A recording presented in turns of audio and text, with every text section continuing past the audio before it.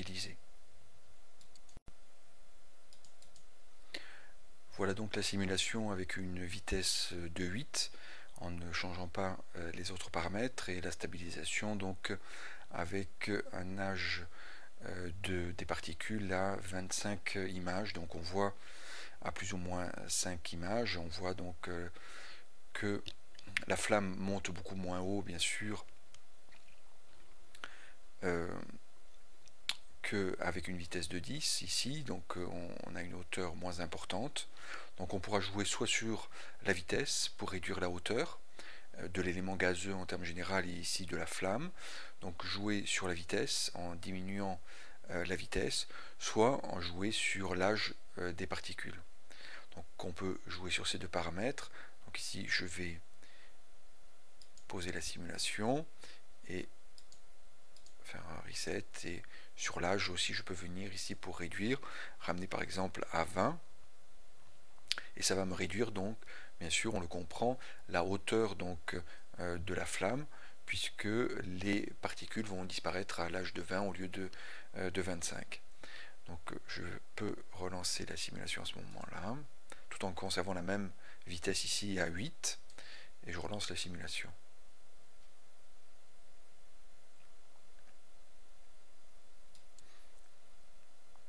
Donc voilà, avec les nouveaux paramètres, ce que l'on obtient, donc une flamme beaucoup moins haute, qui conserve pratiquement donc une séparation ici de deux parties. Et donc si on veut arriver à créer donc 2 ou 3 parties sur l'ensemble ici des flammes, au lieu qu'elles se rassemblent, et bien on pourra, comme on est en train de le voir, réduire la hauteur donc des flammes. Alors, on pourra jouer bien sûr sur d'autres paramètres. On a vu donc l'effet du paramètre hit capacity ici, qui est à 400. Si on le réduit ou on l'augmente, on a des variations donc de la forme globale de l'élément gazeux. On peut jouer aussi sur un autre paramètre, sur le paramètre donc de pression interne, ou de pression ou de pression externe. Donc on va arrêter la simulation ici, et alors si on joue sur le paramètre de pression interne, en augmentant donc la pression interne, on va écarter les particules les unes par rapport aux autres. Donc par exemple, si on met une pression interne de 2, on va lancer la simulation, ce sera une valeur qui sera beaucoup trop importante. Voilà. Et donc on a à ce moment-là une explosion donc des particules les unes par rapport aux autres. Et donc on a comme ça une diffusion donc de l'élément gazeux ici qui ressemblerait plutôt à un nuage une fois rendu que à des flammes. Okay, donc on voit que cette variable de pression interne ici est très sensible, de 1 à 2. On va mettre une valeur de 1.2 et relancer la simulation. Donc ici normalement on devrait récupérer donc un élément gazeux ici des flammes qui sont beaucoup moins compactes, beaucoup moins ramenées donc au centre, concentrées au centre, et beaucoup plus dispersées donc sous la forme de branches. Donc on voit que l'on obtient quelque chose qui est moins concentré donc au centre des flammes ici, et que l'on a des branches qui peuvent apparaître donc de part et d'autre. Donc grâce à cette pression donc interne qui est légèrement augmentée, les particules entre elles se repoussent, donc on le voit ici, donc on a une séparation par exemple entre deux flammes ici qui peuvent être intéressantes au niveau de la simulation, d'avoir de temps en temps un regroupement et puis de temps en temps une séparation donc des différentes branches des flammes. Donc on pourra essayer d'augmenter légèrement encore la pression interne ici avec la valeur de 1.3. Voilà donc la solution stabilisée avec une pression interne de 1.3. Donc on voit qu'on obtient à peu près la même chose. On a une diffusion qui est légèrement plus importante donc de l'ensemble des particules. Là voilà par exemple on obtient ici deux flammes bien séparées mais relativement larges ici. Donc voilà, on va jouer donc sur ces paramètres-là, le principal étant de savoir ce que chaque paramètre peut apporter donc à la simulation. Alors, ce qu'il faut faire, c'est essayer de jouer bien sûr avec les paramètres physiques donc des systèmes de particules et du type de particules que l'on utilise, hein, ici le gaz et avant donc dans nos précédents tutoriels le liquide. Mais ce qui était intéressant aussi, c'est de pouvoir jouer sur des champs de force, des daemons, pour pouvoir finir donc la simulation, pour pouvoir forcer un peu la simulation dynamique, pour obtenir la forme et la simulation que l'on recherche donc dans ces flammes par exemple. Donc l'idée c'est peut-être de venir rajouter donc un vortex qui va permettre de faire tourner donc les flammes les unes par rapport aux autres, hein. Donc on peut imaginer donc mettre en place un vortex. Donc on va ici arrêter la simulation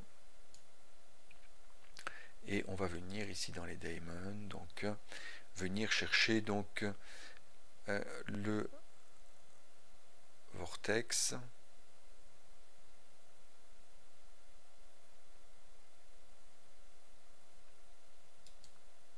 Ici donc le vortex 0,1.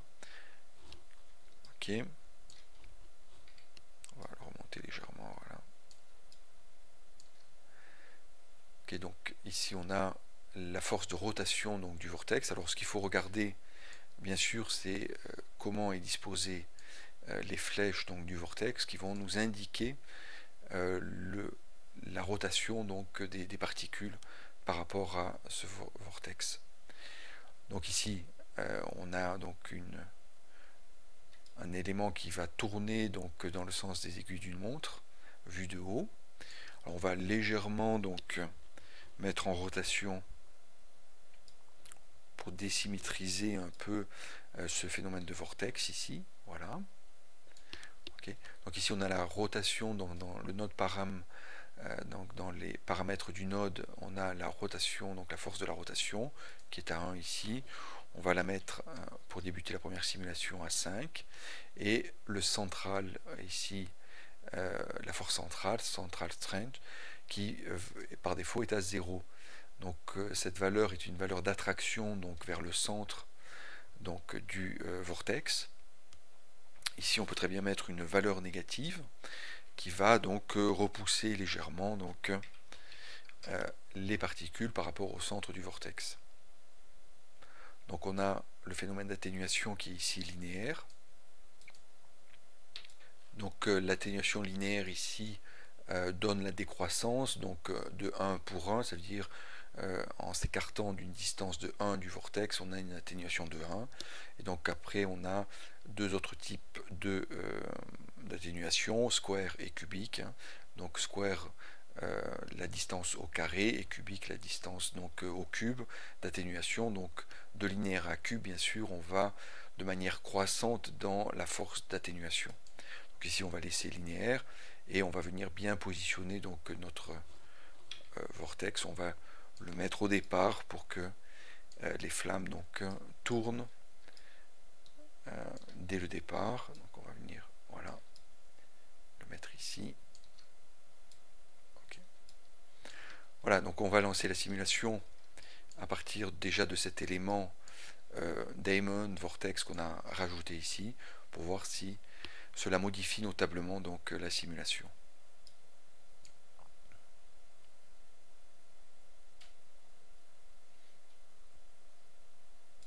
Donc voilà ce que l'on obtient en termes de simulation ici. On voit que l'on a un petit phénomène de rotation du vortex relativement ici faible et un léger écartement donc des particules. Donc on va augmenter cette force de rotation du vortex de telle manière que on ait donc quelque chose de plus important. Donc j'arrête la simulation et ici je vais donc passer avec une valeur de 20.